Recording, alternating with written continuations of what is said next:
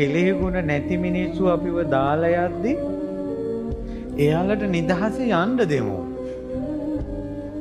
ඒ වගේ මිනිස්සු ළඟ ඉඳලා මොකටද? අපේ කෙලෙහි ගුණ අපි බලාගමු. මිනිස්සුන්ට උපකාර කරන්න සසර දුකින් ඈතර වෙන අදහසින් උන්ගෙන් උදව් ගන්න නෙවෙයි. දරුවෝ බිහි කළා නම් යුතුයකම් ඉෂ්ට කරන්න උන්ගෙන් වතුර බොන්න හිතාගෙන නෙවෙයි. තොපිනෙව අපිට වතුර පොදක් හරි දෙන්න ඉන්නේ කියලා කියන්න එපා. ඒව කියන්න එපා. අපි මේ දුර්ලභ මනුෂ්‍ය ජීවිතේ දුර්ලභයි කියලා භාග්‍යතුන් වහන්සේ වදාලා. ඉතින් දුර්ලභ මනුස්ස උප්පත්ති දබා දුන්නා අපි මේ සමාජයට. ඒව මැරෙන්නේ නැතුව ජීවත් කරගත්තා. ඉස්කෝලේ යවුවා හොඳ නරක කියලා දුන්නා.